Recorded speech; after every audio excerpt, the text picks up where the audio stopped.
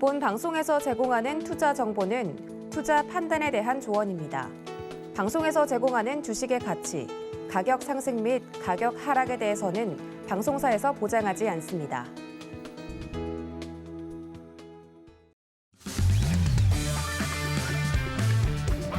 안녕하세요. 해외 시장 소식을 가장 빠르게 만나보는 시간, 해외 선물 신세계 리턴즈의 손자입니다. 우리 시각 밤 10시 30분에 개장한 뉴욕 증시 하락 출발했습니다. 지금 현재 S&P 500 지수가 1% 넘게 내리면서 가장 큰 낙폭 보이고 있는 상황인데요. 미 연준의 자이언트 스텝 우려에 글로벌 증시가 짓밟히면서 오늘 아시아 시장과 유럽 주요국 증시 모두 일제히 검은 월요일을 보냈는데요. 물가를 잡기 위해서 어떠한 카드든 사용하겠다라는 미 연준과 또 글로벌 경기 둔화 움직임 사이에서 투자자인 우리는 어떤 또 기준을 가지고 투자를 이어가야 할지 오늘도 해외선물 신세계 리턴즈와 함께 기준 명확하게 잡아보시기 바라겠습니다. 네, 해외선물과 관련한 궁금증은 노란톡 통해서 질문 보내주시면 됩니다. 네, 참여 방법은 문자번호 샵 0082번으로 선견선생이라고 마스터님의 성함을 적어서 문자 보내주시거나 우측으로 나가고 있는 QR코드 스캔하시면 들어오실 수 있는데요. 보내주신 질문들은 방송 중에 실시간으로 내용 흐름에 맞춰서 답변 드리겠습니다. 네, 그럼 해외 선물 신세계 리턴즈 본격적으로 시작합니다.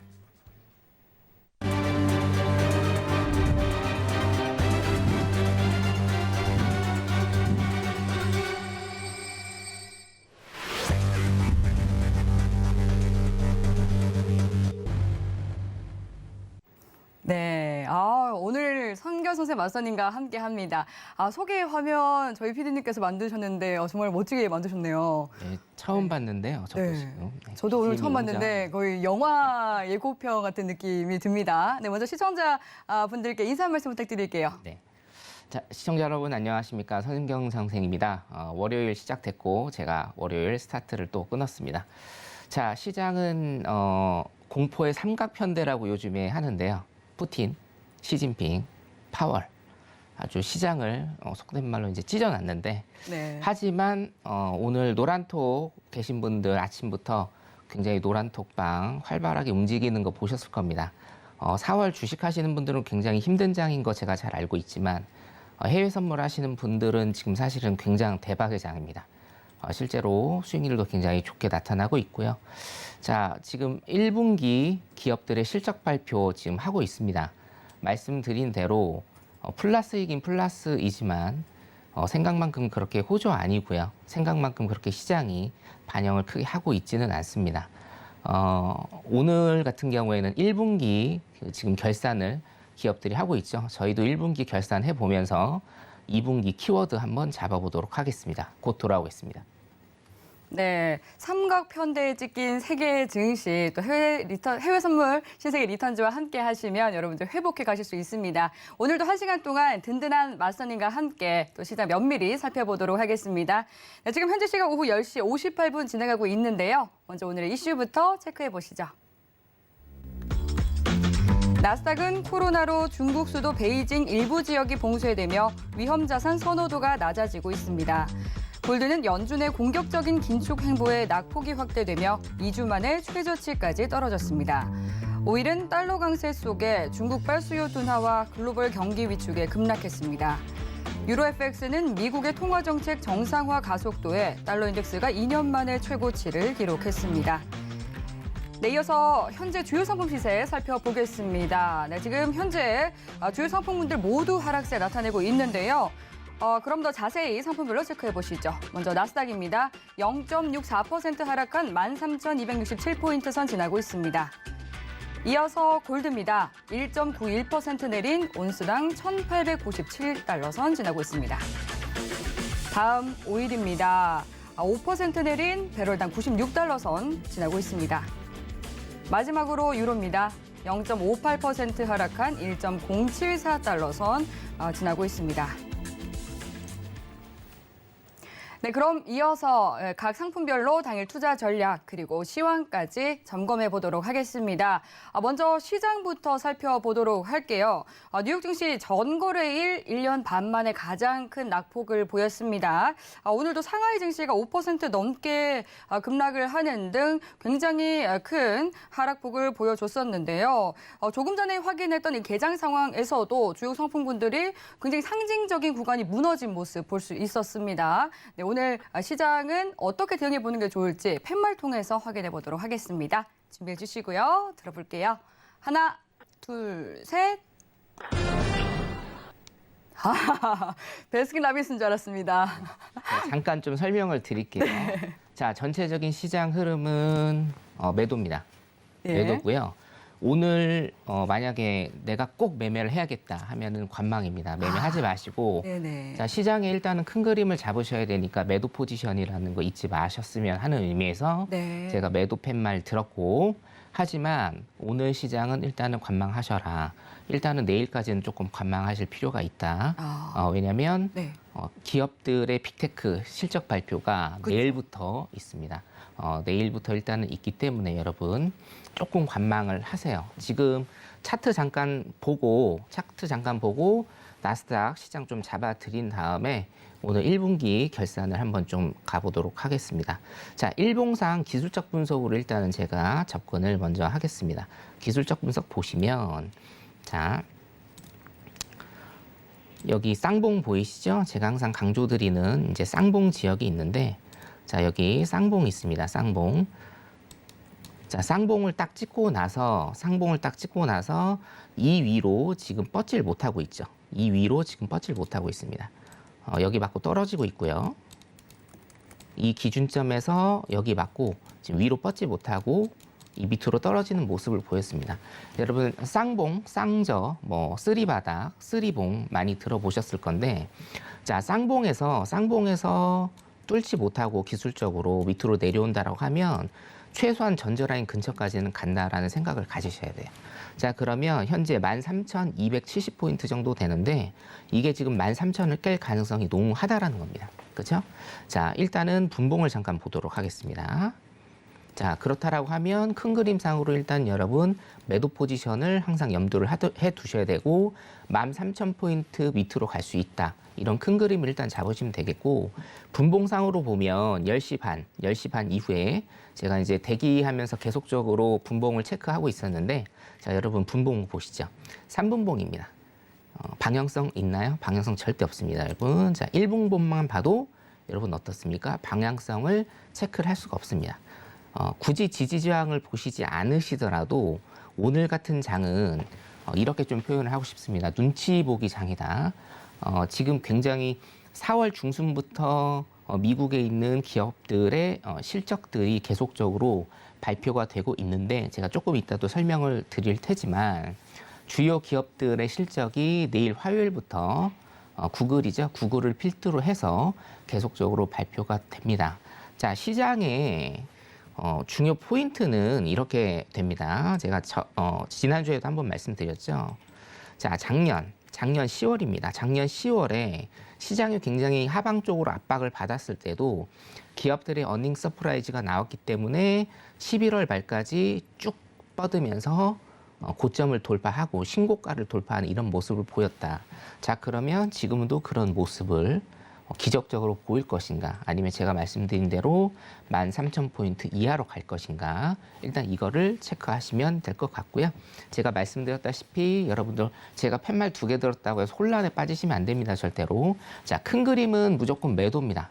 큰 그림은 무조건 매도 포지션 보시면 되고 자, 두 번째 이번 주는 기업의 실적 발표로 인해서 굉장히 변동성이 커지기 때문에 저는 뭐 밑으로 갈 거라고 예상은 하지만 굉장히 커지기 때문에 매매를 하시려면 내일부터 하시는 거를 제가 권유를 드린다. 예, 내일부터는 한 개 한 개 지금 나오니까 단기적으로라도 그 시간대 포지션이 명확해질 겁니다. 그래서 오늘은 일단 관망은 하시고 큰 그림은 매도로 생각하셔라.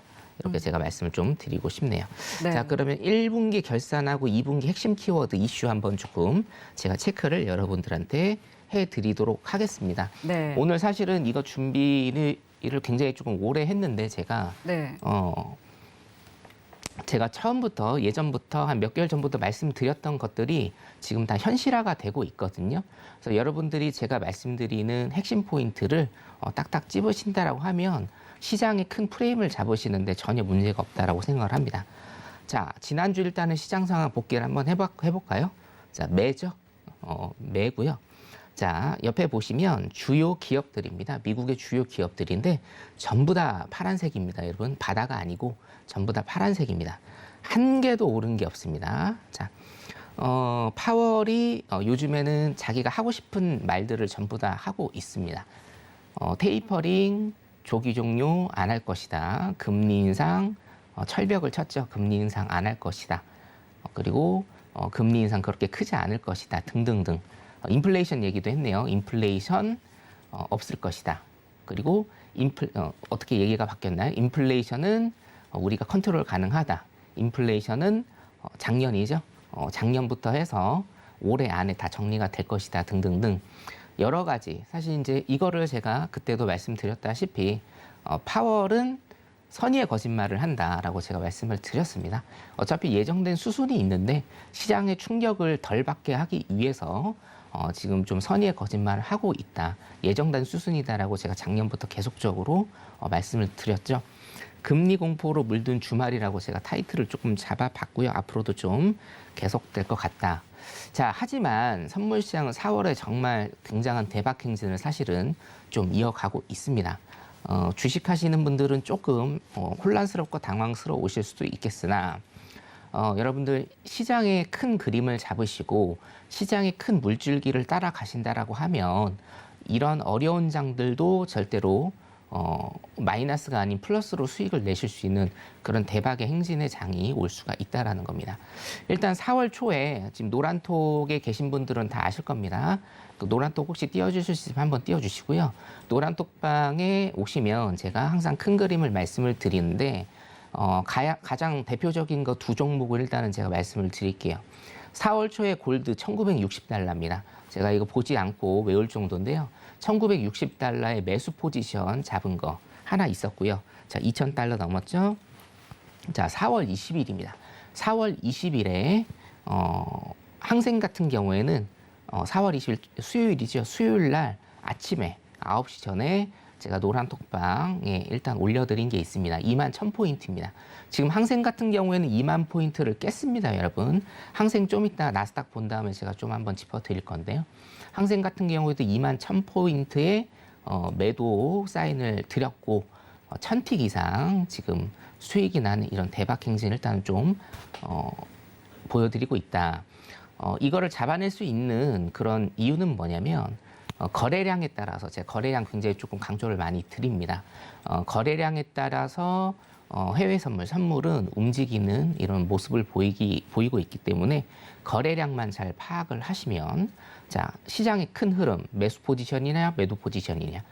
예를 들어서 매도 포지션으로 잡혔다라고 하면 매도 포지션에 언제 거래량이 움직이고 언제 거래량이 터지는지 이것만 여러분들이 일단은 좀 파악을 하신다라고 하면 자리 잡기는 그렇게 어렵지 않다. 그리고 어떻게 그러면 거래량 파악을 하느냐는 사실은 제가 드릴 말씀이 굉장히 좀 많기 때문에 노란톡방 들어오시면 제가 매일매일 계속적으로 스터디를 일단은 시켜드리고 있습니다. 자, 그래서 사실은 주식하시는 시청자 여러분들 굉장히 조금 힘드실 겁니다. 해외 주식 마찬가지고요. 국내 주식 마찬가지고요. 제가 차후에 조금 이따가 얘기를 또 드릴 거고요. 해외 선물 시장은 4월에도 일단은 대박 행진을 조금 나아가고 있다. 자, 1분기 결산 지금 해보면 자, 다음 주에 예정된 주요 기업들입니다. 일단 내일입니다.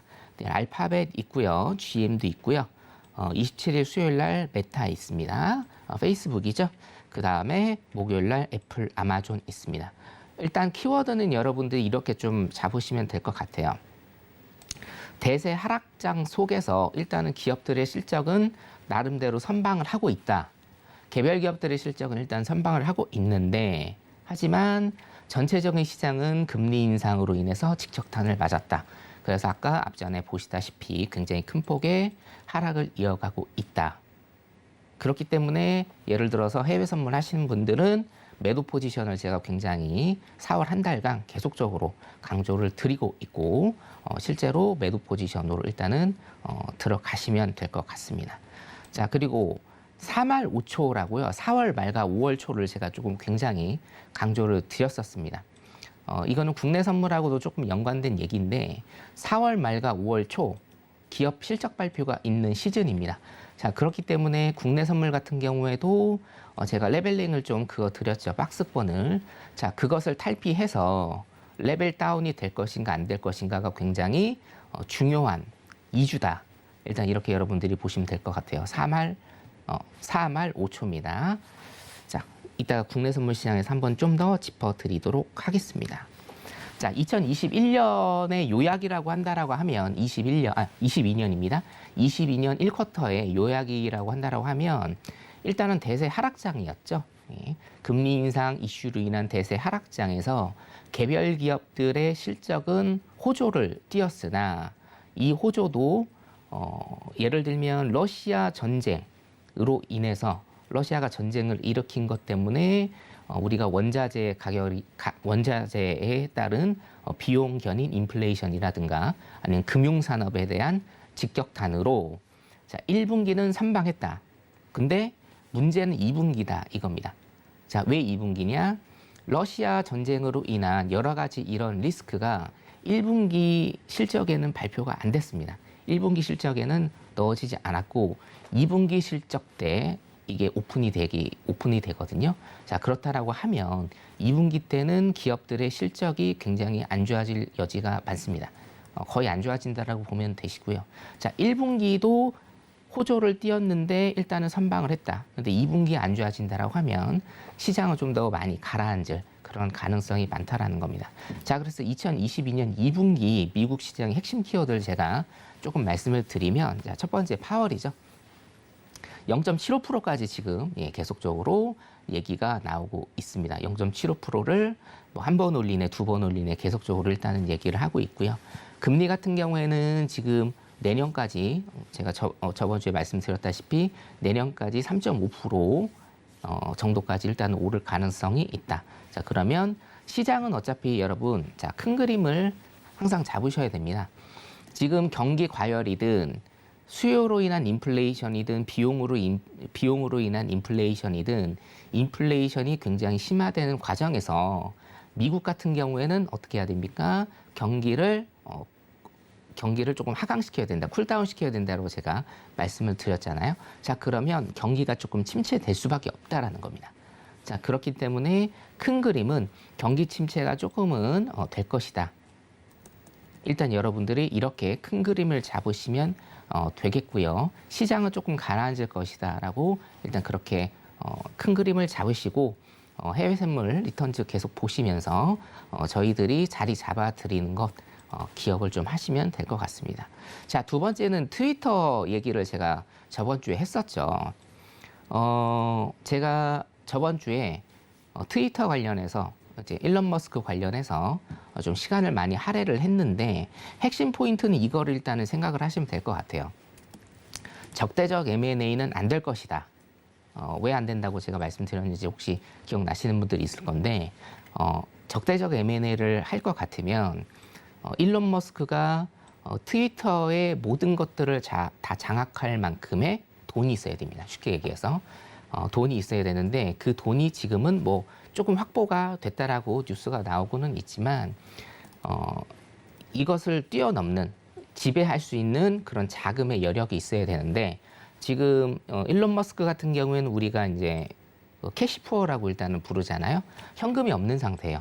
현금이 없는 상태에서 지금 테슬라 주식 담보 대출을 지금 받으려고 하고 개인 신용 대출도 이제 받으려고 합니다. 개인 신용 대출이 일론 머스크가 한 80조 정도 나온다고 합니다. 예, 80조. 개인 대출이 80조 정도 나온다고 하는데 그 대출을 다 받아서 일단은 트위터를 살려고 하기 때문에 이거는 어떤 자기가 갖고 있는 현금이 아니지 않습니까? 그래서 적대적 M&A는 굉장히 조금 힘들 것이다. 그러면 지금 M&A를 할 것 같기는 해요. 지금 분위기상 일론 머스크가 한번 찔러보는 게 아니고 정말로 이거를 인수하려고 하는 것 같습니다. 도통 무슨 사업을 하려는지는 모르겠지만 하여튼 이거를 인수하려고 하는 것 같고요. 그래서 적대적 M&A가 아니라 일단 우호적 M&A 쪽으로 이게 갈 게 아닌가 일단 그렇게 일단 보고 있어서 여러분들도 귀추를 조금 주목해 주시면 될 것 같고 자 푸틴입니다. 과연 러시아가 언제 전쟁을 끝낼 것인지 지금 비용 견인 인플레이션이 굉장히 좀 심화되기 때문에 푸틴 어떻게 지금 할 것인가. 자, 요거 네 번째 보시면 지금 중간 선거가 있어요, 여러분. 자, 미국은 11월에 중간 선거가 있죠. 중간 선거가 있기 때문에 중간 선거가 있는 해에는 항상 시장이 굉장히 많이 하락을 했다. 자, 다음은 물가를 잡으려면 여러분 제가 뭐를 보시라고 했습니까? 실업률이 올라가는 순간 물가가 잡힐 것이다. 그래서 지금 3.6%죠. 실업률 3.6%입니다. 미국 같은 경우에는 완전 고용 상태인데 3.6%에서 실업률이 얼마나 더 올라가는지 2분기 때 체크를 하셔라. 그리고 제가 내일 일단은 설명을 좀 더 방송에서 드릴 건데요. 원자재 가격이 어느 정도 올라서 우리의 인플레이션을 촉진시킬지 자, 2분기 키워드 이렇게 일단은 보시면 될 것 같습니다. 예, 미국 시장 여기까지 일단은 보고요. 잠시 후에 중국하고 항생시장까지 봐드리겠습니다. 네, 우선 오늘 이제 미증시 대응 전략 같은 경우는 긴 호흡으로 봤을 때는 매도 전략이지만 단기적으로 봤을 때는 우선 이 소나기는 피하고 보자라고 짚어주셨습니다. 이 S&P 500 지수의 거의 3분의 1에 달하는 기업들 그리고 또 다우존스 지수의 이 절반에 달하는 기업의 실적이 이번 주에 또 보고가 될 예정이기 때문으로 짚어주셨고요. 그리고 또 다른 G2 국가인 오늘 중국 같은 경우도 지금 상하이 봉쇄 풀리기도 전에 베이징 봉쇄 우려감이 번지면서 상하이 종합지수가 22개월 만에 3,000선이 붕괴가 됐습니다. 지금 중국과 관련해서 이 시청자님께서 보내주신 질문이 있는데 질문 먼저 살펴보도록 할게요. 1218님께서 중국 경기가 미국과 전 세계에 미치는 영향 어느 정도일까요? 이렇게 물어봐 주셨는데 마스터님 어떻게 보실까요? 네, 일단은 중국 같은 경우에는 미국하고 패권을 다투고 있는 세계 1, 2위를 다투고 있는 나라지 않습니까? 네. 그래서 일단 중국 경기가 안 좋다라는 건 지금 보시면 돼요, 여러분. 2018년도부터 사실상 중국과 우리나라가 커플링이 되는 모습을 계속적으로 보여주고 있거든요. 네. 따라서 사실은 우리나라가 중요하죠. 미국 경제도 중요하고 중국 경제도 중요하지만 일단은 우리부터 살아야 되기 때문에 예, 우리나라 경제가 굉장히 조금 중요하다. 그렇게 된다고 하면 중국 경기가 살아나야 우리나라도 산다. 일단 이렇게 제가 매듭을 지어드리고 싶고요. 미국과 전 세계에 미치는 영향 굉장히 조금 심할 거라고 일단은 보고 있습니다. 일단은 제가 중국하고 홍콩 항생시장 조금 봐드리도록 하겠습니다. 네, 시장 점검 한번 해주시죠. 네네. 자, 올해 1월 달에 제가 여기 신세계 리턴즈에 나와서 중국 경제공작 회의라는 거를 조금 여러분들한테 설명을 드렸는데 아마 이거 방송하는데 별로 없을 겁니다. 근데 여러분들한테 제가 너무 중요한 내용이라 설명을 드렸었고 조금 생소하셨을 거예요. 처음 듣는 내용이라. 근데 제가 설명을 조금 자세히 드렸습니다. 중국의 경제, 중국의 1년 동안의 경제를 어떻게 미리 들여다볼 수 있는 것이 바로 중국 경제공작 회의라는 거 1년에 한 번씩 하는 건데요. 여기에 사실은 중국이 2022년에 어떻게 경기 운영을 할지에 대해서 모든 것들이 다 나와 있다. 일단 여러분들이 그렇게 보시면 될 것 같습니다. 제가 설명드린 내용이기 때문에 두 가지만 일단은 제가 포인트를 좀 짚어서 말씀을 드릴게요. 네. 자, 중국 플랫폼 주가 변동하고요. 미국 플랫폼 기업의 주가 변동입니다. 중국 같은 경우에는 여기 보시면 텐센트 있고요. 여러분들 많이 아시는 텐센트 있고요. 자, 알리바바 있습니다. 알리바바 있죠? 자, 플랫폼 기업들의 주가는요. 굉장히 조금 많이 낮아지는 이런 모습을 보인다. 근데 미국 같은 경우에는 어떻나요? 미국 같은 경우에는 메타, 아마존, 알파벳, 마이크로소프트, 페이팔까지 굉장히 큰 이런 상승의 기류를 보이고 있다. 자, 이것과 이것의 차이는 무엇인가? 사실은 매출이나 아니면 근본에 깔려져 있는 기술이나 이런 것들은 차이가 없습니다. 단 차이는 제가 뭐라고 말씀드렸습니다. 중국의 규제. 자, 핵심 키워드였죠. 중국의 규제입니다. 중국이 굉장히 큰 규제를 합니다. 자국 내 기업뿐만이 아니고 자국 내 기업이 미국 시장에 상장이 된다라고 하면 엄청난 규제를 한다. 그렇기 때문에 미국 시장에 상장돼 있는 기업들이 버티지를 못한다라고 제가 설명을 드렸습니다. 그렇죠? 그 대표적인 기업이 어떤 기업이었습니까? 디디 추싱이었죠. 디디 추싱이 사실상 중국 정부의 규제 때문에 미국 시장에 어렵게 상장을 했음에도 불구하고 자진 상폐 신청을 하는 이런 모습을 보였다. 이 중국의 규제 같은 경우에는 어떤 식이냐면 첫 번째로 신규 가입을 못하게 한다. 예. 뭐 예를 들면 텐센트 같은 경우에도 신규 가입을 못하게 하죠. 이 영업이라는 게 그렇지 않습니까? 신규 회원들을 계속 유치를 해서 매출을 발생을 시켜야 되는데 그거를 못하게 한다. 두 번째는 뭐죠? 우리가 이제 벌금이라고 하죠. 어떤 이유를 대서든지 간에 벌금을 조 단위로 매기게 한다.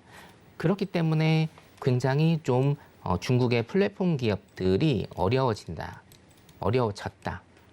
이거를 중국 경제공작 회의에서 앞으로 2022년에 더 심하게 옥죄할 것이다 라고 발표를 했고 그걸 제가 올해 1월 달에 이 자리에서 여러분들한테 설명을 드렸습니다. 자, 그래서 경제공작 회의, 기업 규제 이거 같은 경우에는 2022년 2분기, 3분기, 4분기 계속적으로 이슈가 될 거라고 그렇게 생각을 하고요. 자, 두 번째. 자, 이게 사실은 지금 문제인데 아까도 우리 글로벌 이슈에서 좀 나왔죠.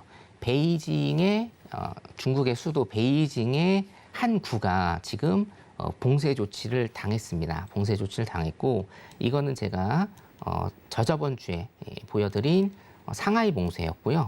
지금 이거는 오늘자 사진입니다. 오늘자 사진인데 지금 베이징도 위험하죠. 그래서 베이징에 있는 국민들이 사재기를 하고 있는 이런 모습을 일단은 보이고 있습니다.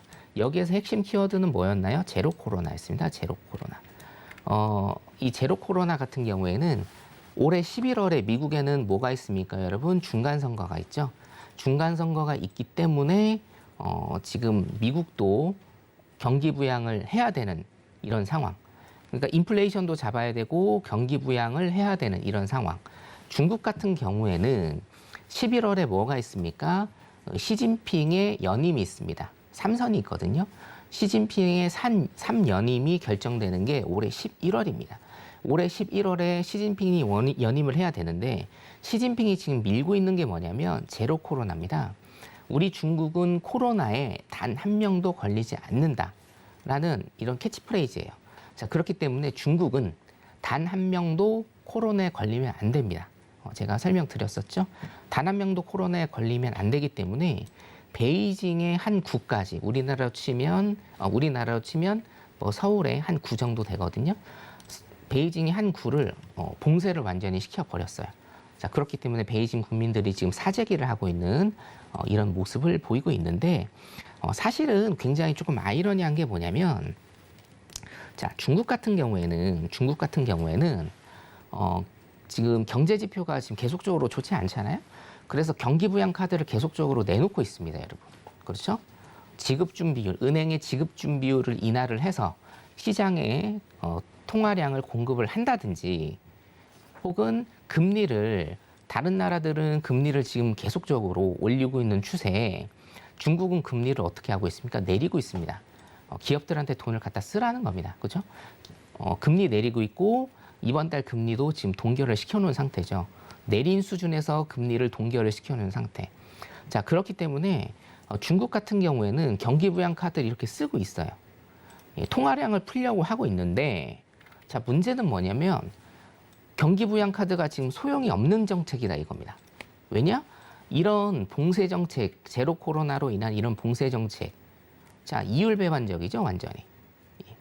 한쪽에서는 경기 부양을 하려고 계속적으로 카드를 내놓고 있는데 한쪽에서는 물류의 중심이라든가 아니면 우리 금융의 중심, 상하이 같은 경우에 금융의 중심의 이런 도시들을 코로나 환자가 한 2만에서 3만 명 정도 나온다라는 그 이유 하나 때문에 100% 전면적으로 다 봉쇄를 시켜버리는 겁니다. 자, 그렇기 때문에 사실은 이게 굉장히 어떤 상황인지 굉장히 당황스러운 상황이다. 중국 같은 경우에는. 자, 그래서 요약을 드리자면 첫 번째 중국 경제공작회의에서 나온 얘기.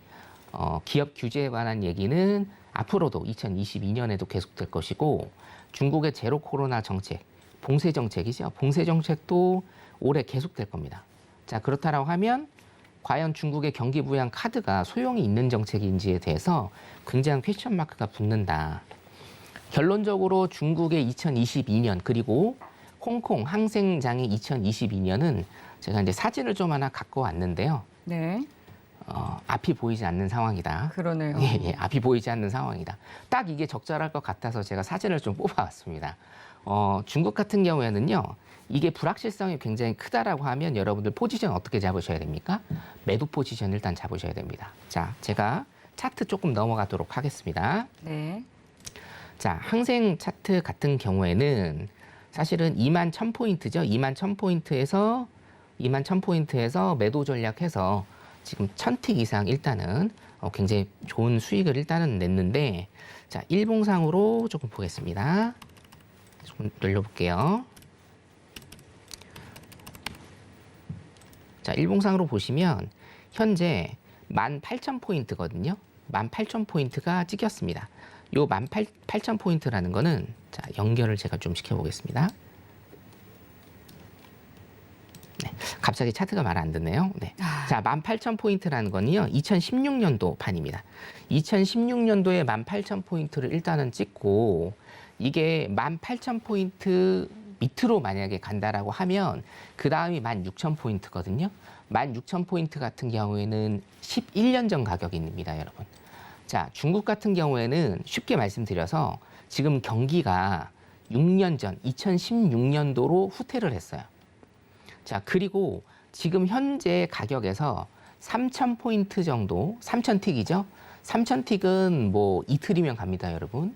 3,000틱이 더 만약에 밑으로 떨어진다라고 하면 11년 전 가격으로 간다. 중국도 마찬가지고, 홍콩 항생도 중국이랑 똑같이 보시면 됩니다. 그렇게 된다라고 하면 16,000포인트를 만약에 찍는다라고 하면 11년 전으로 경기가 후퇴하는 것이다. 자, 중국이 11년 전으로 경기가 후퇴한다. 홍콩이 11년 전으로 경기가 후퇴한다. 이거 뭐 좋다 이겁니다. 어차피 우리나라는 아니기 때문에. 하지만 우리나라 중간재 60%를 중국으로 수출하는 지금 우리나라의 현실에서 중국이 만약에 이렇게 너무 많이 떨어지게 된다라고 하면, 오늘 보셨죠, 여러분? 오늘 증시 어떻게 됐습니까? 폭락했습니다. 선물 어떻게 됐나요? 폭락했습니다. 홍콩 항생시장 설명 끝나고 국내 증시 제가 바로 좀 봐드릴 건데요. 중국이 이렇게 많이 떨어져 버리면 우리나라 경제도 굉장히 큰 타격이 올 것이다. 이거는 자명한 사실이라고 보입니다. 그래서 일단 중국, 홍콩 항생 포지션 같은 경우에도 매도 전략 계속적으로 수행하시면 되겠습니다. 여기까지입니다. 네, 중국 이제 항생에 대해서 또 짚어주셨는데, 오늘 선전지수 같은 경우는 6% 폭락했고, 또 상하이 지수는 5%대 급락했거든요. 지금 그 항생을 짚어주셨기 때문에 이 선전지수라든지 상하이 지수가 하락폭이 이렇게 더 깊은 이유가 있나요? 저거는 완전히 네. 봉쇄에 대한 리스크입니다. 아, 네, 그렇군요. 오늘은요. 그래서 오늘 하루 만에 그 리스크를 다 받아버린 걸로 보면 되겠네요. 네. 오늘 제가 말씀드린 핵심 포인트 두 가지에 사실은 다 있는데요. 네. 솔직히 말씀드리면 중국이 지금 어떤 생각인지 모르겠어요. 경기 부양 카드 계속 네, 한 달에 한 번씩 계속 내고 있거든요. 그러니까요. 근데 이거를 봉쇄를 시켜버린단 말이죠. 네. 자, 그러면 일단 매도 포지션 계속 가신 다음에 네. 11월 이후에 시진핑이 연임이 될 겁니다. 거의 뭐 무조건 된다라고 보고요. 11월에 연임이 되면 네. 그때 어떤 변화가 조금 있을지언정 2022년 조금 이른 감은 있지만 2022년은 계속적으로 매도 포지션 여러분들이 유지를 하시는 게 아마 여러분들 계좌에 조금 계좌 관리에 도움이 되지 않을까 싶습니다. 네. 이제 세계 2위 경제 규모인 상하이가 봉쇄가 되면서 그런 우려감이 번져서 지금 유럽 증시도 일제히 모두 다 하락세 보여지고 있는 상황이고요. 또 미증시 같은 경우는 빅스 지수 7.9%대까지 치솟았습니다. 미 10년물 국채금리 조금 전에 2.80%가 무너져 내려서 2.78%까지 떨어진 상황입니다. 굉장히 또 시장이 복잡한 상황인데 이러한 상황 속에서 또 미증시 그리고 또 국내 증시는 앞으로 어떻게 흘러가게 될지도 짚어보도록 하겠습니다. 네, 그럼 먼저 관련한 질문 들어온 것부터 또 알아보도록 할게요. 네, 우짜님께서 보내주셨는데 성균 마스터님, 금리 인상으로 인해서 미국 시장이 많이 하락하게 되면 우리나라 시장 타격이 많이 클까요? 이렇게 걱정해 주셨네요. 네, 일단 기본적으로 본다라고 하면 네. 금리 인상하면 예. 우리나라도 따라서 할 거고 제가 조금 이따 이제 2주 만에 네. 우리 이창용 내정자에 관한 말씀을 제가 좀 드릴 건데 네. 드디어 제가 좀 드리는 시간이 있을 것 같습니다. 예. 금리 인상하면 당연히 우리나라도 금리 인상을 하겠다라고 얘기를 지금 하고 있고 뭐 당연한 수순이고요. 네. 미국 시장 당연히 많이 하락하면 우리나라도 타격이 굉장히 클 거라고 봅니다. 굉장히. 굉장히 크다. 이유는 뭐냐면 중국도 지금 저러고 있고요. 네. 미국도 지금 그러니까요. 미국도 하락을 한다라고 하면 자 여러분들 패턴을 보시면 돼요. 그냥 눈을 감고 한번 패턴을 상상을 해보세요. 작년 10월 달에 미국 시장이 굉장히 많이 올랐음에도 우리나라 시장은 어떻게 됐나요? 하락, 지지했죠. 박스, 그렇죠? 그리고 나서 미국 시장이 내려올 때 어땠습니까? 우리는 2배, 3배 더 빨리, 더 크게 내려왔습니다. 자, 지금 제가 주식 얘기를 잠깐만 좀 하면 네. 지금 저점이라고 생각하고 계속적으로 받고 계세요. 이제 주식 시장도 오늘 또 코스피 시장에서 개인이 1조 원 넘게 매수했더라고요. 네네. 돈이 사실은 화수분일 수 없거든요. 네. 자, 이거 패턴 여러분 제가 조금 일찍 말씀드릴게요. 네. 이 패턴은 전형적으로 외국인들이 예. 시장을 하락시킬 때 쓴 패턴이에요. 아. 근데 지금 왜 이게 사실은 더 많이 떨어져야 되는데 왜 떨어지지 않느냐? 개인들이 계속 사고 있는 겁니다. 돈이 일단은 있다는 얘기예요. 자, 그러면 지금 외국인과 기관은 전부 다 던지고 있고 네. 그 물량을 우리 개인들이 전부 다 받고 있다. 네. 자, 그러면 개인들이 돈이 떨어지면 어떻게 되죠? 외국인은 더 밀어버린단 말이죠. 그렇죠. 예, 우리가 전문 용어로 밀어버린다는 표현을 쓰지 않습니까? 좀 슬프네요. 예, 그때는 네. 그런데 또 일각에서는 우리나라 국내 증시가 그래도 이 정도 버텨주는 거에 대해서 좀 체력이 양호한 것이다. 이렇게 분석하는 것도 있던데 어떻게 보세요? 저는 거기에 대해서는 동의하지 않으시나요? 절대 동의를 안 합니다. 그렇군요. 체력이라는 건 펀더멘탈이잖아요. 네. 기업의 펀더멘탈이 좋느냐 이 문제인데 네. 사실은 조금 기울어진 구조죠. 왜냐? 삼성전자가 우리나라 시장의 시총의 약 45%, 작년 기준입니다만 45%를 가지고 있는 상황에서 우리나라의 그런 어떤 증시의 펀더멘탈이 좋은가? 요거는 아니라고 봐요. 저는 일단은 돈적인 문제로 봅니다. 개인들이 대출을 많이 받아서 지금 예수금이 굉장히 그래도 많이 남아있는 상태고 네. 그걸로 저가 매수를 지금 하고 있는 상태인데 패턴으로 보자라고 하면 외국인들이 지금 계속적으로 외국인과 기관들이 계속적으로 던지고 그걸 물량을 받고 있는 상황이다. 자, 이럴 때 제가 조금 이따 설명을 드리려고 했는데 그냥 설명을 제가 드리겠습니다, 여기서. 네. 자, 여러분 이럴 때는요. 구간을 굉장히 길게 보셔야 돼요. 어차피 오늘 노란 톡방에 네. 오늘 제가 이제 말씀을 드렸잖아요. 국내 주식 어떻게 하셔야 되는지. 자, 내재적인 가치와 외재적인 가치는 제가 차치하고 이럴 때는 롱포로 보셔야 됩니다. 뭘 롱포로 보셔야 되냐면 내가 예를 들어서 평단가가 1,000원이다. 네. 네, 떨어진다. 그럼 900원에 받고 800원에 받고 700원에 받고 계속적으로 분할 매수를 하시는 게 일단은 정석이죠. 자, 그런데 지금 같은 경우에는 외국인이 물량을 쏟아내는 게 전부 다 쏟아내는 게 아니에요, 여러분. 제가 정답을 알려드리면 여러분들이 돈이 다 떨어질 때까지 쏟아내는 거예요. 여러분들이 돈이 다 떨어지시잖아요? 그러면 더 크게 쏟아냅니다. 그렇기 때문에 여러분들은 1,000원에 받고 900원에 받고 800원에 받는 게 아니라 1,000원에 받으셨으면 800원에 받으시고 500원에 받으시고 300원에 받으셔야 됩니다. 이 구간 여러분들 물타기 하는 요 텀을요 굉장히 롱텀으로 보셔야 됩니다. 그래야 개별 주식이 살아남는다. 일단 그렇게 제가 조금 어드바이스를 좀 드리고 싶습니다. 자, 기억하세요, 여러분. 분할 매수 당연히 하셔야죠. 분할 매수 당연히 하셔야 되는데 그 텀을 굉장히 좀 길게 가져가셔라. 조금 이따 말씀드릴 거지만 6월까지는 그렇게 가져가셔야 돼요. 지금 한 2달 정도 남았는데요. 2달 정도 텀을 굉장히 길게 분할 매수를 하셔야 됩니다, 여러분. 지금 상황은 어떤 상황이냐? 외국인들이 물량을 다 쏟아내는 상황이 아니에요. 여러분들이 돈 떨어질 때까지 기다리는 상황이다. 여러분들이 돈이 다 떨어지거든요. 어차피 하루하루 여러분들의 예수금이 얼마 남아있는지는 데이터로 다 확인이 됩니다. 전부 다 볼 수가 있습니다. 자, 그렇기 때문에 외국인들은 그거를 노릴 겁니다. 기관은 어차피 프로그램 매수를 하는 그런 주체이기 때문에 기관은 조금 생각 안 하셔도 되고 네. 외국인이 중요하거든요. 자, 여러분들이 예수금이 떨어질 때가 굉장히 중요하다.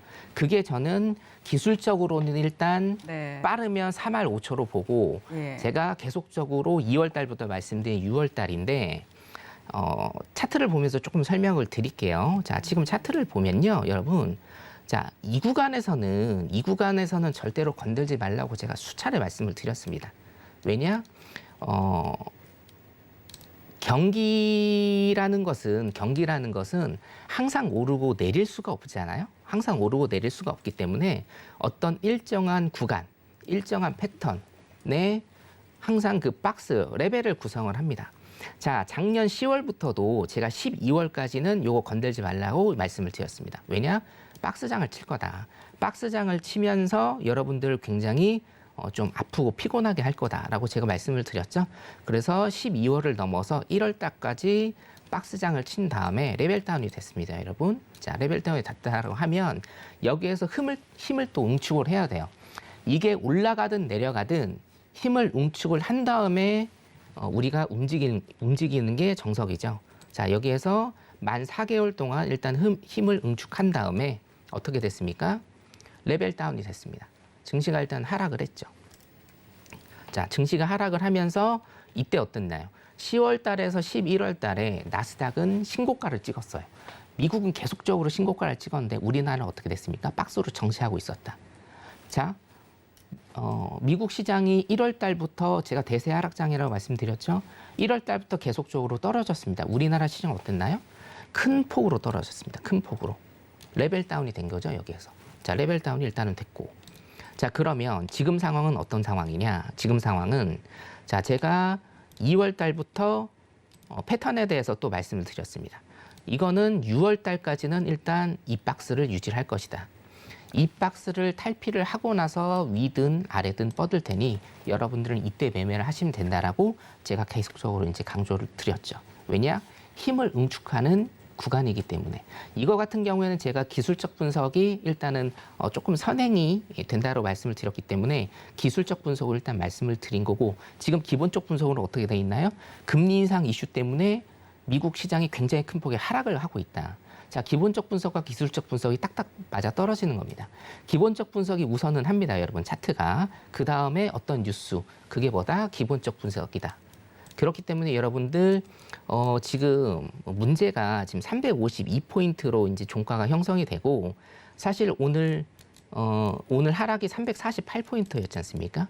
자, 그러면 3할 5초가 중요하다. 일단은 3할 5초가 뭐가 있어요? 미국 시장 실적 발표 있다. 미국 시장 실적 발표가 실망스러워서 밑으로 다운된다라고 하면 이거 그냥 뚫어버릴 겁니다, 여러분. 그리고 또 5월 4일 FOMC 회의도 있잖아요. 네, 3, 4일 있죠. 그렇죠. 네. 그래서 0.75% 만약에 나온다라고 하면 네. 요 박스 밑으로 또 갑니다. 똑같이 갑니다. 10월, 11월 요 박스에서 요거 하단 레벨링 탔죠? 요 박스 똑같이 갑니다. 네. 저는 주구장창 시장의 하락을 말씀을 맞습니다. 드리고 매도 포지션 계속적으로 네, 그래서 말씀드리죠. 금리 인상 나서게 된다면 뭐 가계 부채 부담이라든지 뭐 이자 부담 굉장히 커질 것이기 때문에 이 고물가 상황에서 굉장히 걱정스럽거든요. 국내 증시 뭐 이슈들도 한번 짚어주시면 좋을 것 네네. 같습니다. 자, 이창용 내정자 얘기를 제가 지금 조금 해드릴게요. 예. 자, 통화 정책만으로는 저성장 못 막아. 재정 정책, 구조 개혁 함께 이뤄야. 자, 여러분들 용어 정리를 조금 하셔야 되는데 네. 통화 정책, 재정 정책 나왔습니다. 구조 개혁은 뭐 일단은 넘어가고요. 자, 통화 정책이랑 재정 정책이랑 무슨 차이냐? 통화정책이라는 건 여러분 쉽게 얘기해서 중앙은행에서 할 수 있는 겁니다. 중앙은행에서 예를 들면 공개시장 조작이라든가 이제 채권입니다. 채권 매입 같은 거, 채권 매입 그리고 채권을 파는 이런 것들, 그리고 뭐 예를 들면 중국에서 지금 하고 있는 지급준비율 제도, 지급준비율을 낮춰서 시장에 돈을 푸는 것, 뭐 지금은 많이 쓰지 않습니다만 재할인율 제도라든지, 그리고 대표적인 거 여러분들이 수천 번 들어보셨던 금리, 이런 것들을 중앙은행에서 하면서 통화정책으로 우리나라 통화량을 조절을 해서 통화량과 이자율을 조절을 해서 경기를 활성화시키거나 다운시키거나 이렇게 하는 건데, 자 한국은행 내정자가 이런 얘기를 했어요. 재정정책 함께 이뤄야. 재정정책이라는 건 여러분, 자 용어를 정말 확실하게 아셔야 돼요. 통화정책은 중앙은행에서 하는 겁니다. 재정정책은요, 정부에서 하는 겁니다. 그 두 개를 혼동하시면 안 돼요. 재정정책 같은 경우에는 여러분 크게 두 가지로 일단은 말씀을 드릴게요. 첫 번째, 국채입니다. 자, 통화정책으로도 제가 국채 매입한다라고 말씀을 드렸죠. 통화정책 같은 경우에는 중앙은행에서 하기 때문에 국채를 새로 발행하는 게 아니라 기존에 있는 국채를 사고 파는 겁니다. 근데 재정정책이라는 건 정부에서 하는 거기 때문에 국채를 새로 찍어내는 거예요. 그래서 여러분들 우리 지금 추경 필요하지 않습니까? 추가 경정 필요하잖아요. 돈이 손실보상이나 이런 것 때문에 정부에서 국채를 새로 발행을 하면 이것을 시장에 풀어서 돈을 흡수하거나 아니면 돈을 시장에 푸는 것들을 정부에서 일단은 하게 된다. 그래서 정부에서 이걸 도와달라라고 한국은행 내정자가 얘기를 했던 거고, 자 재정정책의 두 번째 같은 경우에 가장 중요한, 사실은 국채보다 더 중요하거든요. 조세 정책입니다. 이 두 가지는 정부에서밖에 할 수가 없어요. 국채 신규 발행, 조세 정책. 근데 조세 정책 같은 경우에 여러분 분위기가 딱 어떻나요? 지금 윤석열 정부 같은 경우는 기업 규제를 많이 풀어준다라고 하고 있죠. 자 그렇기 때문에 조세 정책을 굉장히 조금 많이 풀어줘서 기업에 할당되는 이런 세금을 좀 많이 줄여줄 것이다. 이렇게 일단은 전망을 하시면 될 것 같습니다. 여기까지입니다. 네, 이창용 총재의 이 발언도 짚어주셨습니다. 지금 뭐 달러인덱스 101선까지 레벨 높이면서 오늘 원달러 환율도 2년 들어서 최고치까지 올라선 상황인데 이런 부분도 잘 참고하면서 투자 이어가시면 좋을 것 같고요. 어느덧 또 마칠 시간이 됐습니다. 오늘 굉장히 또 다룰 이야기가 많다 보니까 못다한 이야기도 많은데요. 내일 또 무료 공개 방송 저희 마스터님께서 해주실 예정이라고 하더라고요. 네네. 내일 어떤 내용 해주실 예정인가요? 네, 혹시 그 PPT 볼 수 있으면 한 번만 좀 띄워주시고요. 네. 방송 시간이 한 2시간, 3시간 됐으면 좋겠는데 너무 그러게요. 짧아서 압축적으로 제가 좀 말씀을 드려야 돼서 네. 자 이건데요. 여러분들 오늘 굉장히 좀 많이 뉴스 나왔습니다. 식용유 값이 엄청나게 많이 오를 것 같아요. 인도네시아 때문에. 네. 요거 관련해서도 사실은 제가 말씀을 드려야 되는데 시간 관계상 조금 말씀을 못 드린 점 양해 좀 부탁드리고, 자 이제 원자재 그리고 자원은요 더 이상 외교라고 볼 수가 없고 우리가 무기라고 봐야 됩니다, 여러분. 자, 러시아가 전쟁을 일으키면서 자, 비용견인 인플레이션에 대해서 제가 설명을 계속적으로 드렸죠. 자, 러시아 전쟁 때문에 사실상 우리가 간과하고 있었던 부분들이 굉장히 많이 터졌다. 그 중에 가장 중요한 부분이 제가 생각하기에는 이런 원유나 원자재, 더 이상 외교의 대상이지만 외교를 넘어선 하나의 무기다. 그래서 원자재 전쟁에 대해서 제가 내일 일단 설명을 좀 드리고자 합니다. 더 이상 총칼이나 미사일만 여러분 무기가 아닙니다. 정말 큰 무기는 한 나라의 경제력이고요. 그리고 또 가진 자원, 이게 여러분들 이제는 가장 큰 무기가 될 것이니까 이 원자재 자원에 대한 무기, 전쟁 이런 설명을 좀 드리면서 내일 비용견인 인플레이션에 대해서도 좀 자세히 알아보는 그런 시간 갖도록 할 테니까 노란톡방으로 들어오시면 참여하실 수 있습니다. 지금 들어오시면 되겠습니다. 감사합니다. 네, 각국이 이렇게 원자재를 통한 이 국가 경쟁력을 키우는 데 주력하고 있는 상황입니다. 오늘 또 국제유가도 5% 넘게 떨어진 상황인데 지금 못다한 이야기 내일 밤 9시 선견 마스터님의 무료 강연에 함께 하시면서 시장 대응 전략 세워보시기 바라겠습니다. 참여 방법은 샵 0082번으로 선견 선생이라고 4글자 적어서 문자 보내주시면 저희가 바로 참여하실 수 있도록 안내해 드리도록 하겠습니다. 네, 참고로 본 방송에서 제공하는 정보는 투자 판단에 대한 조언일 뿐 해당 상품의 가치나 수익률을 보장하지 않습니다. 서울경제TV는 자본시장 통합법을 준수합니다. 1:1 투자 상담과 유사수신 행위 등 모든 불법사항을 엄중히 금지합니다. 네, 오늘 저희가 준비한 내용은 여기까지입니다. 오늘도 늦은 시간까지 함께해 주신 여러분 고맙습니다.